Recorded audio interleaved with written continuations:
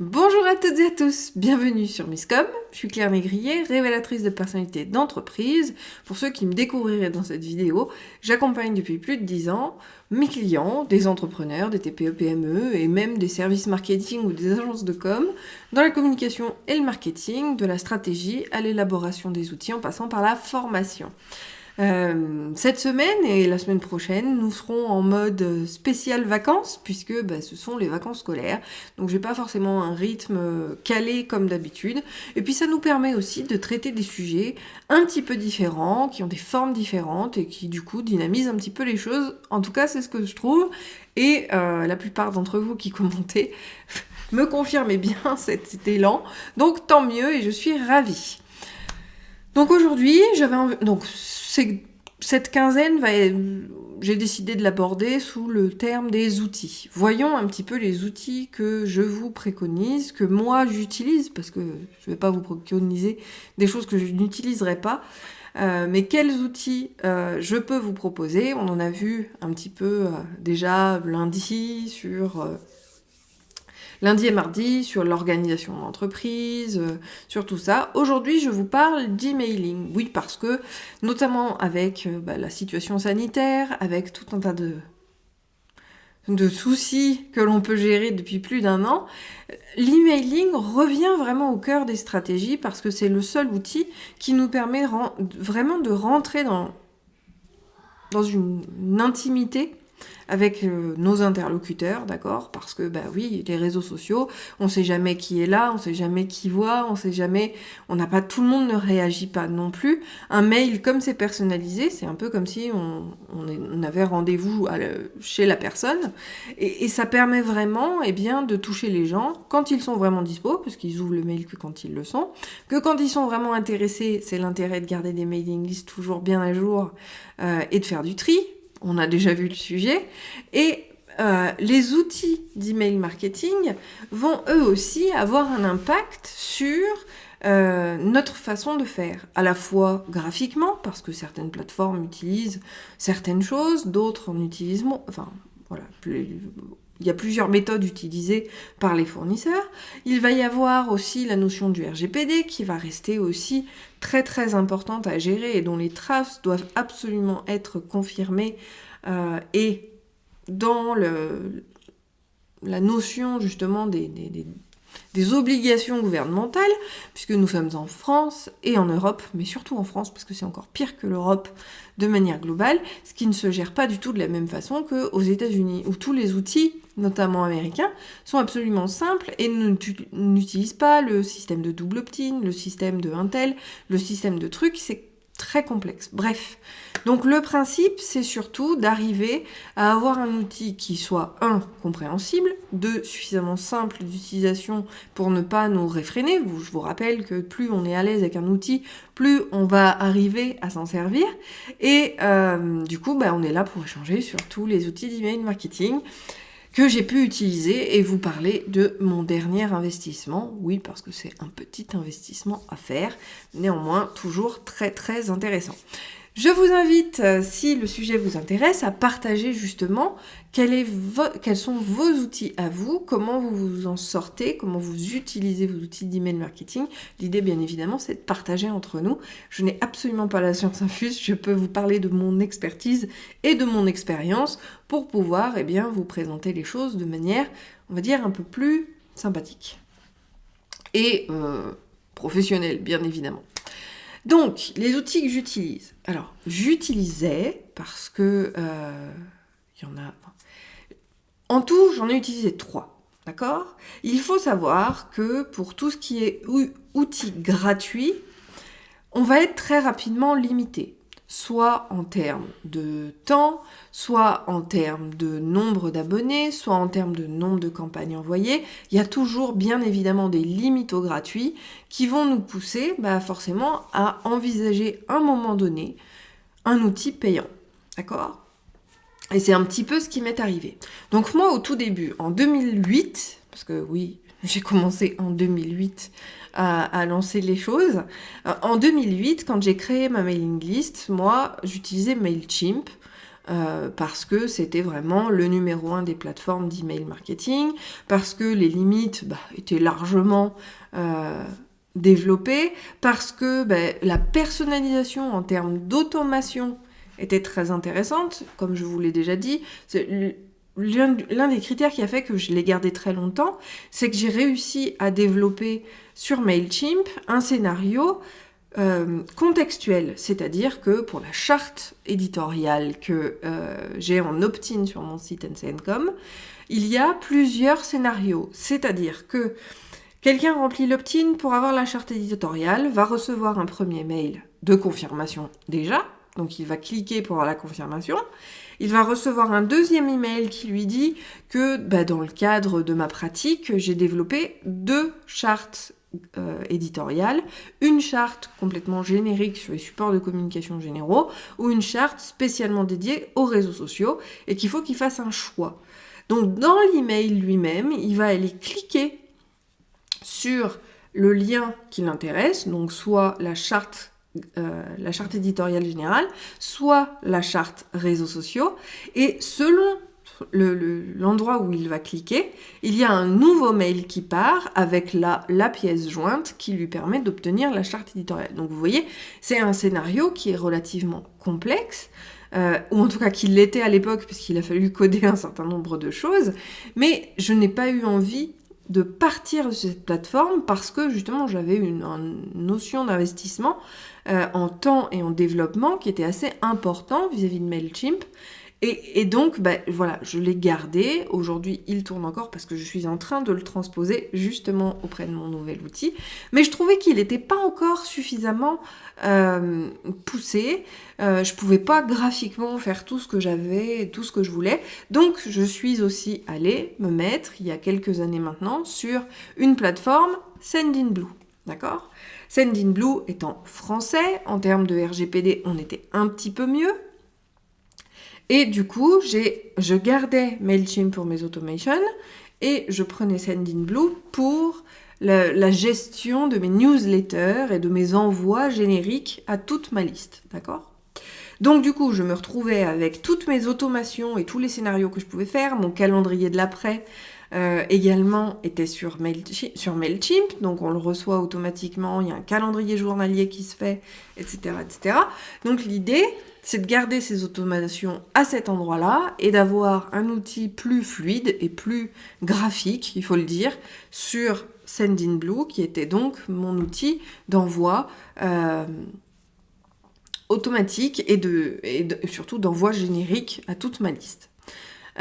Malgré tout, vous allez me dire, ok, mais alors comment je faisais pour passer de l'un à l'autre ? Donc j'utilisais un outil tiers, ce que je vous ai présenté déjà lundi, je crois, dans mes outils, c'est Zapier.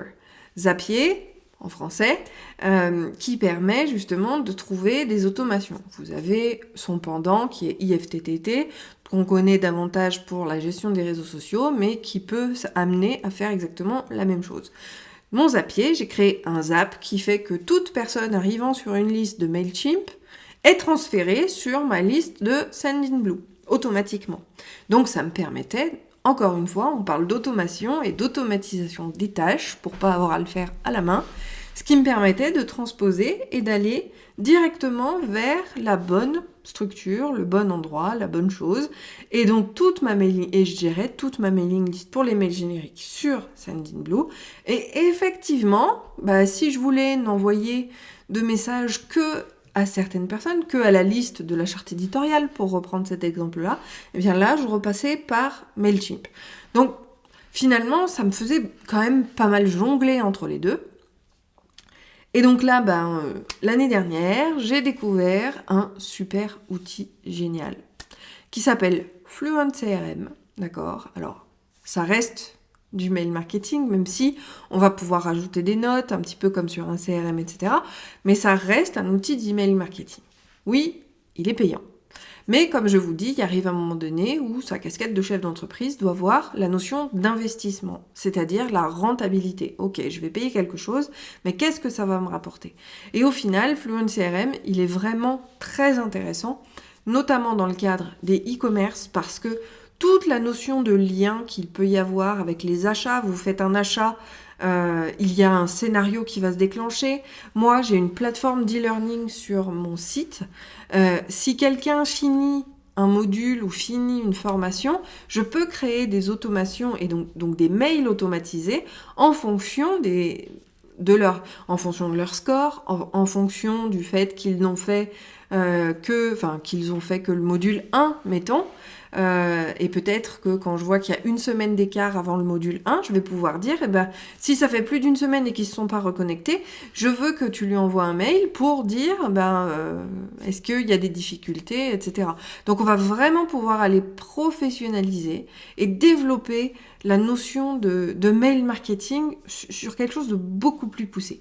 Autre très très gros avantage de Fluent CRM, d'accord, c'est que il est hébergé sur nos propres plateformes, sur nos sites web. C'est un outil qui vient avec WordPress, puisque pour ceux qui le découvriraient, oui, ça fait 15 ans que j'utilise WordPress. Après, j'ai fait du Typo 3, du Joomla, du Dreamweaver, du Code. Voilà, mais depuis 15 ans, je fais que du WordPress parce que c'est vraiment un outil génial. Et je vous invite à le découvrir si vous ne le connaissez pas, parce que c'est vraiment ce qui vous permet d'avoir de véritables vitrines professionnelles. Et à ça vient s'ajouter tout un tas de fonctionnalités. On pourra parler des sites web justement la semaine prochaine. Si le sujet vous inspire, n'hésitez pas à le mettre en commentaire. Donc, Fluent CRM va me permettre vraiment d'aller tout gérer à l'intérieur. Et ce que je vous propose, c'est de faire carrément le partage d'écran pour vous montrer un petit peu comment ça se passe et ce qui se passe dessus. Alors moi, je vous propose, vu que je suis dessus, je vous mets le lien, de Fluent CRM. Donc, de mémoire, il est à 129 € ou 129 $ par an. Mais avec le code MISCOM, vous avez 20% de réduction sur l'abonnement. Donc n'hésitez pas, je vais d'ailleurs vous le rajouter.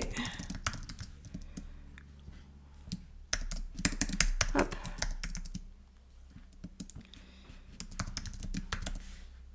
Voilà. Je vous mets le code promo en commentaire également si ça vous inspire. Alors, le but, c'est pas de vous faire acheter forcément quelque chose. Il faut vraiment voir en fonction de votre utilisation. Mais déjà, avant même de faire un partage d'écran, pourquoi est-ce que c'est super intéressant ? Eh bien, tout simplement parce que selon l'hébergement où vous allez être, d'accord ? Si vous êtes chez OVH, il y a de fortes chances que vos serveurs soient peut-être au Canada, soit peut-être aux États-Unis, ou alors vous avez fait une demande pour que ce soit que les données de votre site web soient stockées à Francfort. Il y a aussi des serveurs en France, mais selon les demandes et selon vos achats par rapport à OVH, par rapport à O2Switch, par rapport à tous les hébergements, en fait, on va pouvoir identifier où on est hébergé. Le principe, c'est surtout d'avoir un hébergement en France, parce que vous le savez, au niveau de la RGPD, il faut une autorisation, normalement, pour que les données qu'on a récoltées soient transmises hors Union européenne. Il y a tout un tas de règlements, notamment autour de la RGPD, dont on n'a pas conscience. Et c'est pour ça aussi que je voulais miser sur ce sujet-là du jour, parce que le fait d'héberger les données, d'accord, sur son site web, on est rattaché à une entreprise dont le siège social sera en France. Moi, c'est le cas. J'ai été chez O2Switch, aujourd'hui je suis chez WB2, mais l'entreprise est en France. Donc les données sont considérées comme restant sur le territoire français. Donc au niveau de la RGPD, on est carré, on est propre, on est stable. Si vous avez, comme je le disais, si vous êtes chez O2Switch, si vous êtes chez OVH ou même Amen ou tout autre hébergeur, vous avez dans les paramètres la possibilité, ou si vous ne trouvez pas l'information, vous pouvez demander en ouvrant un ticket de support sur quel hébergements et sur quel serveur vous êtes hébergé pour savoir où vous êtes situé en France. Pourquoi ? Parce qu'au niveau de la RGPD, comme je le disais, il faut l'autorisation des gens pour pouvoir être ailleurs que sur l'Union européenne et que si votre site est hébergé au Canada, parce que c'est pour beaucoup, c'est le cas, eh bien vous êtes hors cadre de la RGPD au niveau de ça et que si vous avez vos sites web qui sont hébergés en dehors, eh bien, il faut avoir l'autorisation ou en tout cas en informer, donc là le rajouter dans sa politique de confidentialité et de gestion de données, l'information comme quoi le serveur est hébergé à tel endroit.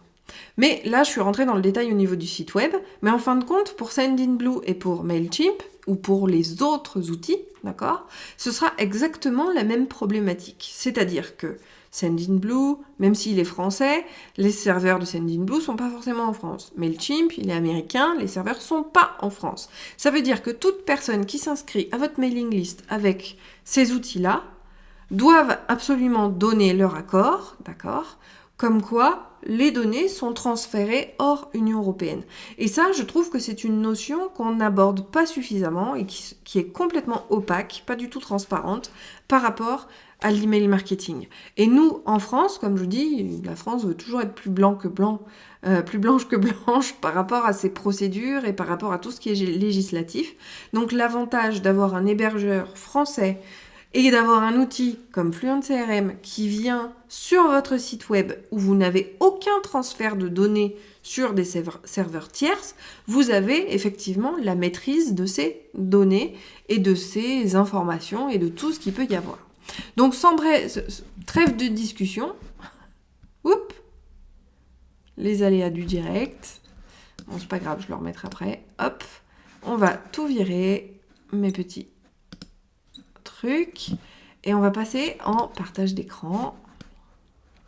Donc là, on est sur l'accueil, comme vous pouvez le voir, de Fluent CRM, avec un récap que je trouve relativement bien. C'est celui des inscriptions et de la progression de vos inscriptions en fonction de ce que vous avez mis. Ben oui, parce que le but d'une mailing list, c'est quand même qu'elle grandisse, même si moi, comme vous pouvez le voir, oui, en 10 ans, j'avais bien plus, hein, bien sûr, mais je garde que les inscriptions qui sont réellement valables pour moi, en termes d'influenceurs, en termes d'ambassadeurs, en termes de clients, en termes de véritables prospects. L'idée, c'est vraiment de garder que des gens qui sont intéressés par ce que je fais et qui sont susceptibles d'être des clients. Sinon, on l'a déjà vu, ça sert à rien d'avoir 2000 personnes qui nous suivent si elles sont jamais convaincues d'acheter, si c'est juste pour nous suivre sur du gratuit. Ça sert à rien, ce sont des efforts qui sont pour rien. Donc vous voyez que j'ai mis en place cette liste, qu'en tout j'ai 442 contacts, que j'ai déjà envoyé 10 campagnes par rapport à ce nouvel outil que j'ai mis en place, que j'ai un modèle d'email et que j'ai déjà envoyé 1310 emails dans ma liste, enfin dans le système et dans l'outil. D'accord ? Donc il est relativement simple, on a ce fameux tableau de bord qui est ici. On a un récapitulatif aussi sur le tableau de bord WordPress avec un petit encart sur Fluent CRM, mais qui nous dit juste les derniers ajouts. On va avoir, alors je ne vais pas aller sur Contact parce que sinon je veux garder l'anonymat de mes inscrits, mais je vais pouvoir aller donc sur les campagnes, on peut les dupliquer, on peut voir les rapports à ce niveau-là. On va pouvoir travailler justement sur le nombre d'envois, le nombre de désinscrits, etc. Alors comme vous pouvez le voir d'ailleurs, sur Unsubscribe, il n'y a plus rien, pour la simple et bonne raison que moi, dès lors qu'ils sont désinscrits de ma liste, ce qui m'arrive régulièrement, hein, puisque comme j'ai des gens de ma profession qui me pompent mon contenu gratuit, ils sont pas du tout intéressés finalement par ce que je fais, et donc dès lors que je vais envoyer un premier email dans ma liste, je vais me retrouver à nouveau avec des gens qui vont se désabonner parce qu'en fait, ils voulaient juste mon contenu gratuit et ils profitent du mail suivant pour cliquer sur se désinscrire. C'est le jeu ma pauvre Lucette. Donc de toute façon, voilà. Mais c'est ce qui permet aussi d'avoir des listes à jour tout le temps et d'avoir quelque chose qui convient. Donc, on a le rapport comme ça, on va pouvoir avoir également, par exemple, un rapport comme celui-ci, où on reprend justement le contenu de l'email avec le titre, quand est-ce qu'il a été envoyé, le sujet, le nombre d'envois, le nombre de destinataires. Au final, il y a eu 403 emails envoyés sur 410. Alors là, vous allez me dire, qu'est-ce que c'est ? En fait, c'est ce qu'on appelle les bounce. Les bounce, sont des emails qui n'arrivent jamais parce qu'en fait ils ont mis des faux domaines ou ils ont mis une fausse adresse. ils vont, les inscrits, parce que des fois il y a des subterfuges, hein, bien sûr, pour récupérer le contenu gratuit, vont donner des mails qui n'arrivent jamais. Ça peut être aussi le fait d'avoir son domaine, vous savez, on en a déjà parlé, qui ne fait pas partie de la top liste des fournisseurs d'accès. Donc en fait, les barrières des fournisseurs nous bloquent. Ça fait partie des bombs. Et en fait, en gros, si vous êtes bloqué une fois, il y a de grandes chances que vous passiez jamais. Donc là, moi, pareil, je supprime ces emails-là parce que je sais très bien qu'ils n'arriveront jamais. Ensuite, on a donc le click rate, le nombre de clics qu'il y a eu dans l'email, le nombre, donc le ratio sur le taux d'ouverture et le ratio d'ouverture. Donc ça, ce sont des infos un petit peu standard, entre guillemets, et classiques, mais qui permettent en un coup de tout voir. Vous avez ici, je ne cliquerai pas dessus encore une fois pour une question d'anonymat de mes abonnés. Ici, vous avez les emails donc les personnes qui ont ouvert et la liste des gens à qui ça a été envoyé pour voir qui a ouvert, qui a cliqué, etc. Ici, on a aussi, je peux cliquer dessus, voilà, les liens vers les 10 informations, vers les liens qui sont dans la boîte mail. Donc, ça peut être, comme ici, donc c'était l'inscription au webinaire. Ici, c'est l'inscription à ma newsletter, donc j'en ai un qui a cliqué pour s'inscrire ou pas.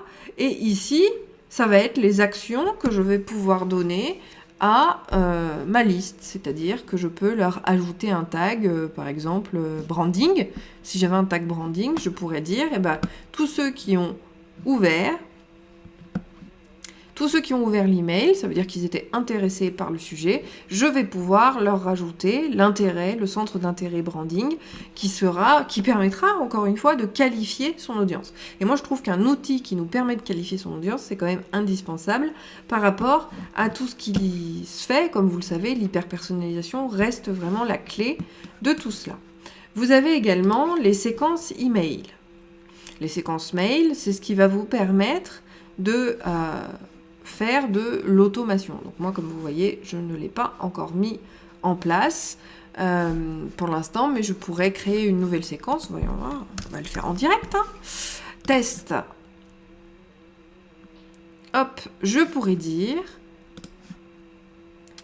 que toute personne arrivant sur ma liste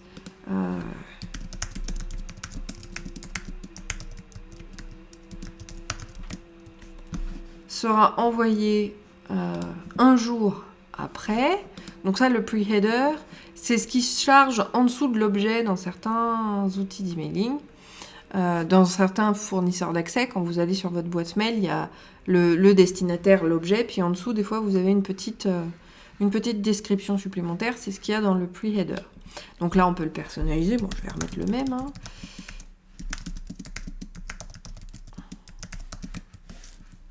Je vais mettre un E. Send time, donc là, on pourrait dire que c'est tous les jours à 11h45, entre 11h45 et 12h45. Moi, si je mets rien, comme ça, ce sera en continu. Voilà. Et ici, on va utiliser notamment Gutenberg, qui est l'outil de WordPress, pour simplement écrire. Donc, on dit bonjour, et là, on va pouvoir mettre prénom. Bonjour Claire, d'accord? Donc là, ça va automatiser justement la notion de personnalisation, parce que les gens aiment bien quand même qu'on personnalise. Hop. Bienvenue sur ma mailing list. Avant que vous ne receviez quelques contenus, il était important pour moi de faire un peu plus ample connaissance. Oh, il manque un S. Voilà. Donc là, après, je pourrais mettre une vidéo, par exemple.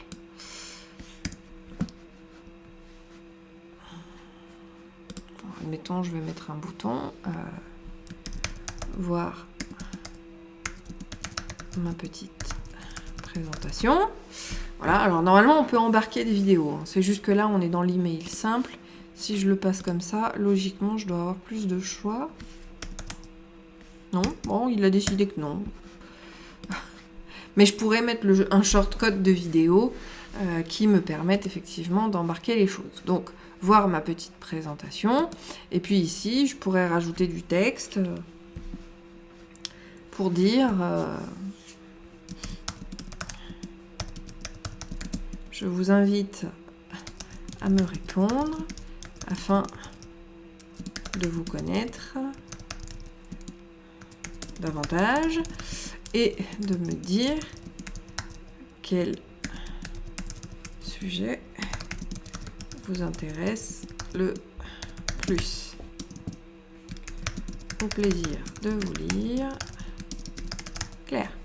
Voilà, un tout petit mail tout simple, d'accord, que je peux enregistrer. Et donc ça, c'est ce qui va pouvoir partir sur la séquence mail. Ok, donc là, on peut retourner back to the sequence. Hop. Après un jour. Donc ça, c'est la mailing list de bienvenue à ma mailing list qui pourra être envoyée après sur différentes personnes, différentes choses. Donc là, c'est une séquence, ok? Donc ça veut dire qu'on va rajouter des mails progressivement. La notion de différence entre campagne et séquence, c'est que celui-là, il est envoyé un jour après le mail précédent ou l'action précédente qu'on a souhaité rajouter. Si je vais sur automation, là, l'automation, c'est la mise en place de mes mails. Donc, par exemple, je vais regarder sur fichier presse, puisque c'est un des opt-in que j'ai. Donc, là, c'est carrément le schéma, ok, qui va nous dire... Enfin, c'est vraiment un schéma d'automation. Donc ça, c'est très, très intéressant. Parce qu'on a la main sur tout. Donc, on a... Parce que la personne a envoyé un nouveau formulaire. Donc, moi, dans les paramètres, j'ai paramétré un double opt-in qui demande confirmation. Donc, cette action ajout à la liste n'est pas complète tant qu'il n'a pas validé son inscription. Il a ensuite votre maquette du fichier presse qui doit être envoyée, justement. À la suite de ça, je vais lui ajouter un tag pour dire il est intéressé par les contacts, enfin par les relations presse. Il va être aussi ajouté à la liste générale, puisqu'on l'a vu, c'était une liste spéciale pour les relations presse, enfin pour le fichier presse. Là, il va être ajouté à ma liste générale. Et après quelques jours, donc là je l'ai mis à 2 jours, on a un nouvel email qui va demander l'avis aux gens de leur avis sur le fichier donné. Là encore, on essaye d'engager la relation et la discussion avec eux, avec ces mails-là. Donc là, il manque aussi un certain nombre de choses, c'est toujours à améliorer, mais on a un véritable schéma là-dessus. Et ce que j'aime bien aussi, donc là, on a bien le statut, on peut également afficher les rapports, pardon, et on a aussi, vous voyez, surtout les statistiques qui s'affichent. Donc j'en ai 176 qui ont rempli le formulaire sur le fichier presse. Il y en a 33 en tout, parce qu'en fait, moi j'ai rajouté ceux de Mailchimp, je suis venue les ajouter à la main, donc ils n'ont pas reçu à nouveau la maquette. Mais j'en ai 33. Ici, c'est le taux d'ouverture, me semble-t-il, ou le taux de confirmation qui vient. Et ensuite, justement là, il y a un tag qui s'est appliqué, ok.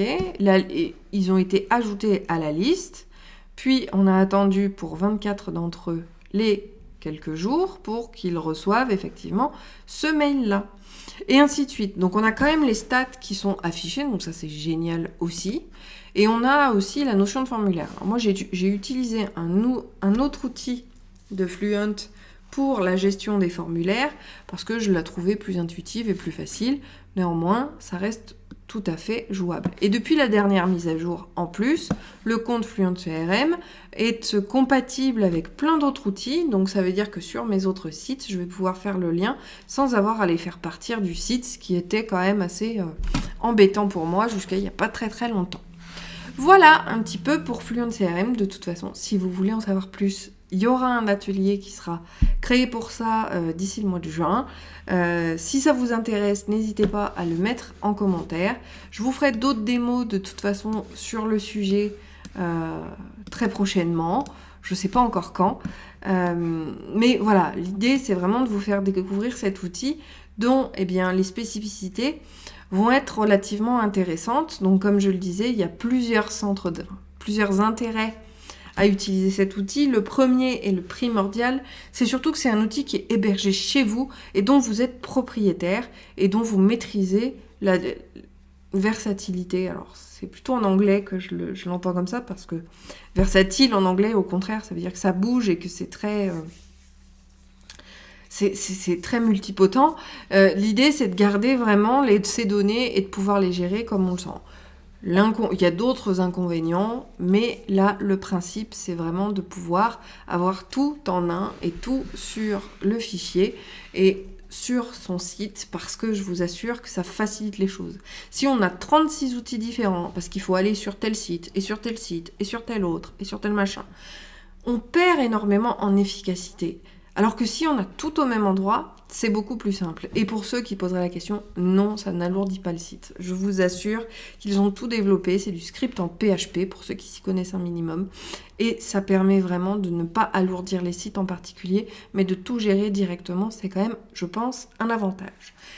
N'hésitez pas à me dire ce que vous aurez pensé de tout ça, à mettre vos questions, on sera là pour en reparler bien évidemment. On se retrouve sur YouTube la semaine prochaine pour d'autres idées d'outils que je peux utiliser. On verra peut-être justement d'autres choses. On se retrouve demain sur Facebook pour le question-réponse. En attendant, posez surtout moi toutes vos questions en commentaire, ou alors en message privé sur la page ou sur mon profil public, ou encore à claire@misscom.fr pour que je puisse y répondre et ne pas vous laisser avec des interrogations. C'est quand même le principe de l'entraide. Donc je vous invite vraiment à ne pas avoir peur. Je vous promets que je ne vous mords pas à travers l'écran, ce serait trop difficile. Je vous souhaite une très bonne journée, un très bon appétit, et je vous dis à demain sur Facebook et à lundi sur YouTube. Bye!